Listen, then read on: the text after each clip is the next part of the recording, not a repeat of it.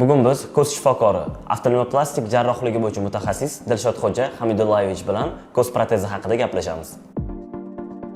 Ko'z protezi taqqanda qanday noqulayliklar yuzaga kelishi mumkin?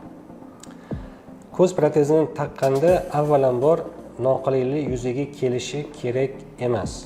To'g'ri yasalgan, qolipiga mos qilingan va hammasi qoidasi bo'yicha bajarilgan ish bo'lsa, ko'z protezi umuman bemorni bezovta qilish kerak emas. Chunki protez o'zini maqsadi bo'yicha bemor odam kun davomida taqib yurishi kerak bo'lgan narsa bo'lgani uchun uni qulay, bezovta qilmaydigan qilib yasab beriladi.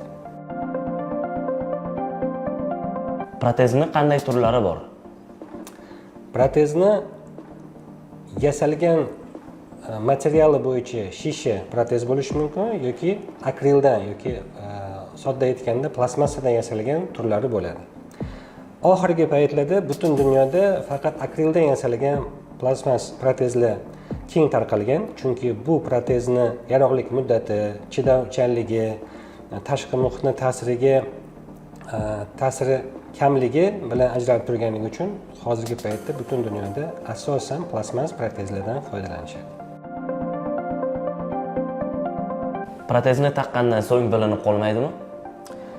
Agar protez taqqan odamga protez yasab berishdan oldin hamma tayyorgarliklar to'g'ri qilingan bo'lsa, ko'zni holati yoki operatsiya paytida protez taqishga qulay sharoitlar yaratilgan bo'lsa, undan tashqari protezni o'zi yuqori sifatda yasab berilgan bo'lsa, protezni ba'zi holatlarda ko'z shifokorlari ham sog' ko'zdan protez ko'zni ajrata olmasligi mumkin. Protez tirik ko'z kabi harakatlanadimi? Albatta, yuqori sifatda hamma amaliyotlarga qoidasi bilan yondashib bajarilgan bo'lsa, protez harakati qanaqadir darajada bo'ladi.